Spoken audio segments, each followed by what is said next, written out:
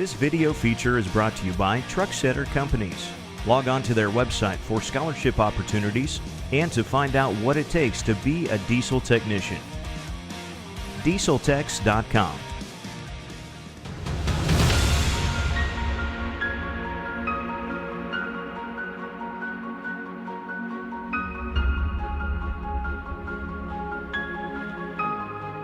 You know, we were just trying to get back into the playoffs, and we knew with how well we were playing towards the end of the year, we didn't care where we ended up. We knew we were going to be tough for any team that drew us.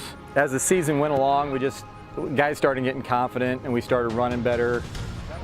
We felt pretty good going into the playoffs. You know, all we needed was a shot, and then beating Centennial with them being so good, you know, kind of, hey, if we can do that, you know, now see what happens. And then St. Paul had a hell of a team too, and we just couldn't make enough plays against Wilbur, but they had, you know, they had a pretty darn good line that we didn't really have an answer for last year. So you know, I'm glad a lot of those guys are now playing college football instead of high school. So yeah, I'd say that was the biggest motivation. I mean, we saw how close we could get, and we put in more work over this next summer.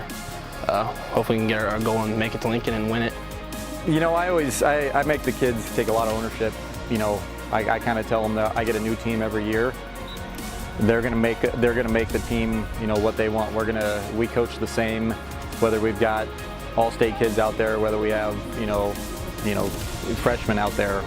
We're trying to do the same thing, and it's just about the work that they want to put in, and they're gonna the intensity they want, the leadership that they have. You know, and we've been pretty lucky as the past few years. We've had some teams that have wanted to be good.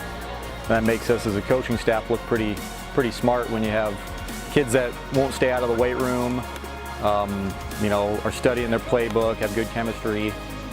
You know, all that stuff is pretty important. So, you know, we got a pretty good senior class here, and a few good pieces to it. And they really, I think the day after we lost last year, there was 22 guys in the weight room. We were big on harping on that this summer. Got a lot of people in there. A lot of our maxes went up. I know that we got about as many people who can bench over 200 as last year, and we have about 10 less guys or so. So yeah, we really hit the weight room hard, and I guess being elected captain, making sure the guys are doing what they're supposed to be doing at practice, and if they're not, discipline them. It looks pretty good. You know, he's just an athlete. A 230-pound fullback with his athletic ability in C2 is going to be a pretty good advantage for us, and that's kind of why we moved him, because as a tackle, we were kind of stuck with him at one spot where I can move him anywhere I want as a fullback. I can stack him behind a lineman if we need help. I can bring another guy in. So it kind of just gives us more options.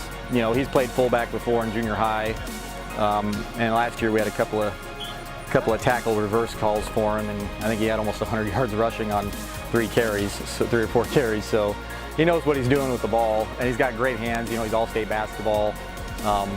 You know, but most of it is he's really worked hard. Like, he's very coachable. Everything we tell him to do, you know, he's a 2-time all-state kid, and he could have a huge attitude, but he comes in every day. Hey, how can I, you know, tell him just little things about changing his stance, and he just does it. He has no attitude about it, and that's why he's so good. Guys probably might have as much talent as him that don't have that attitude, and that's kind of the difference. I'd say my individual goal would be the all-state captain. I know I'm going to be getting double teamed a lot this year on defense, so I don't know if the tackles will be there, but I'm sure going to try. I'm going to work my butt off to get there. And then on offense, hopefully I can get some good carries at fullback and block for my running back, so that'll be fun. I like our top 11, 12 guys, you know, maybe even 13. We've got some athletes like we haven't had before. What we're missing is depth. You know, last year we had 15 seniors, and I think only 6 of them started. So we had a lot of depth, a lot of seniors who were playing special teams. This year, you know, we'll have guys that don't come off the field and aren't allowed to get hurt. We're just going to have to go.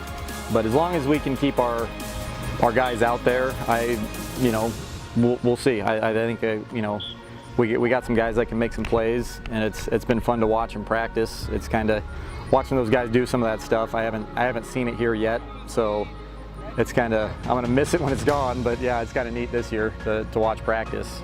Sometimes I find myself kind of almost being a spectator, but yeah, we definitely have some athletes. It's just we got to stay healthy, and we got to execute.